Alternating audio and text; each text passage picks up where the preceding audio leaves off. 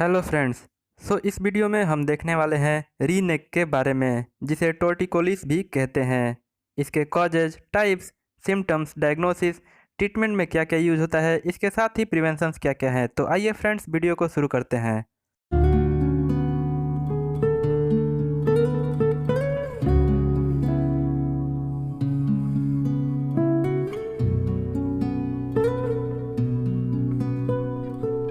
री नेक को टॉर्टिकोलिस के अलावा लॉक्सिया भी कहते हैं। यह आमतौर पर बच्चों में जन्मजात देखा जाता है। इसके अलावा यह कई बार इंजरी के कारण भी डेवलप हो जाता है।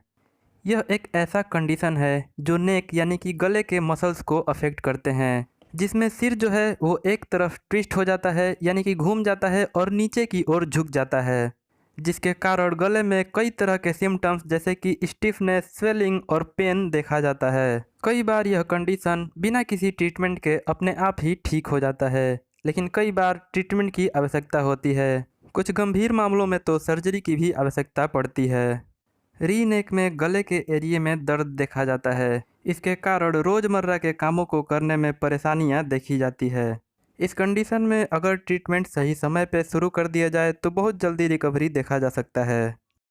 कॉजेज की अगर हम बात करें तो यह कंडीशन बच्चों में जन्मजात होता है, जो कि आनुवांशिक हो सकता है।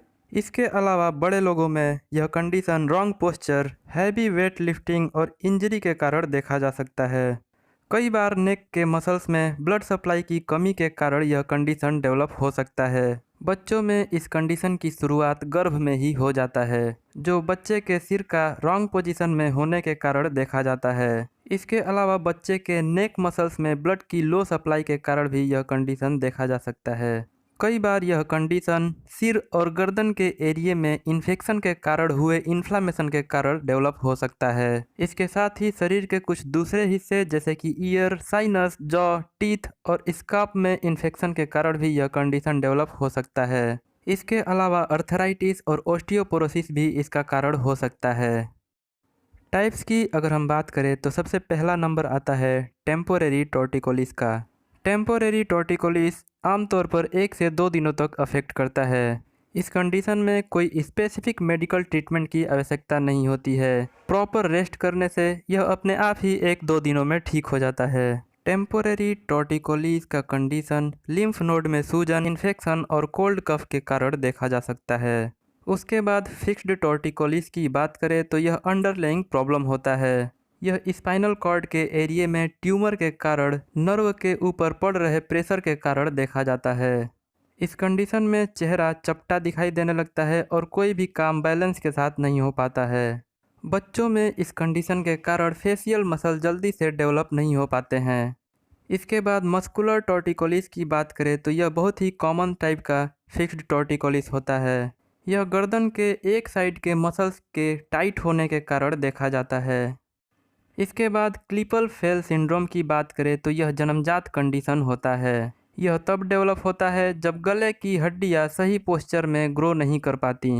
इस कंडीशन में नेक के बोन अनडेवलप होने के कारण ईयर के बोन भी अफेक्टेड होते हैं, जिसके कारण अफेक्टेड व्यक्ति को सुनने में भी परेशानियां होती है।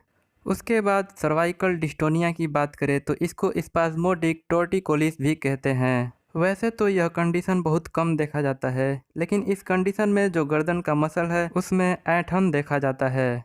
सर्वाइकल डिस्टोनिया के कंडीशन में नेक के मसल्स में एपिसोडिक पेन देखे जाते हैं। इस कंडीशन में सिर एक साइड में आगे की ओर या फिर पीछे की ओर झुक जाता है।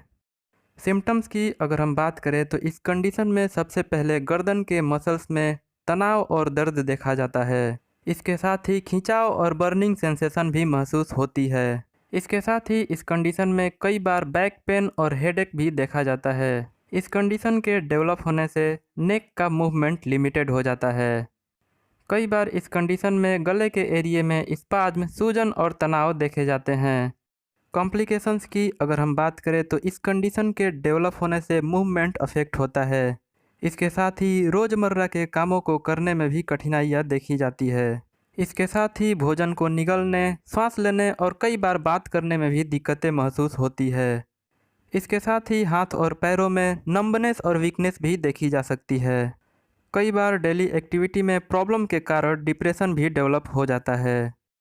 डायग्नोसिस की अगर हम बात करें तो इस कंडीशन में सबसे पहले कुछ फिजिकल एग्जामिनेशंस किए जाते हैं, जिसमें सबसे पहले मसल्स और नर्व की एक्टिविटी की जांच की जाती है।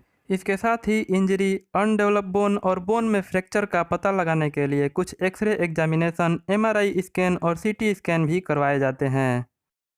ट्रीटमेंट की अगर हम बात करें तो इस कंडीशन के डेवलप होने पर फिजियोथेरेपी बहुत ही ज़्यादा हेल्पफुल होता है। इसके साथ ही क्रायोथेरेपी और आइस पैक के यूज से मसल्स की एक्टिविटी इम्प्रूव होती है। इसके अलावा इस कंडीशन के डेवलप होने पर कुछ स्पेसिफिक फिजियोथेरेपी इक्विपमेंट और स्पेसिफिक मसाज के द्वारा मसल्स और नर्व को इम्प्रूव किया जाता है। इसके अलावा कई बार नेक ब्रेसेज और ट्रैक्शन की भी आवश्यकता होती है। होम रेमेडी की अगर हम बात करें तो कई बार हीट अप्लाई करने से भी बहुत ही ज़्यादा राहत मिलता है। कई बार कुछ क्रोनिक कंडीशन में सर्जरी की भी आवश्यकता होती है। इस कंडीशन में मसल्स को रिलैक्स करने के लिए कुछ मसल रिलैक्सेंट मेडिसिन्स को प्रयोग में लाया जाता है। इसके साथ ही दर्द और सूजन को दूर करने के लिए कुछ एंटी इन्फ्लेमेटरी और एनाल्जेसिक ड्रग को भी प्रयोग में लाया जाता है। इसके अलावा कुछ सीजर या ट्रीमर जैसा कंडीशन डेवलप हो रहा है तो ऐसे में बार्बिचुरेट जैसे मेडिसिन को प्रयोग में लाया जाता है। इस कंडीशन में प्रॉपर रेस्ट और नींद की आवश्यकता होती है। प्रिवेंशन की अगर हम बात करें तो इस तरह के कंडीशन को स्ट्रेस को दूर करके जल्दी से ठीक किया जा सकता है। इसके साथ ही इस कंडीशन में गर्दन की स्ट्रेचिंग एक्सरसाइज बहुत ही ज़्यादा हेल्पफुल होती है।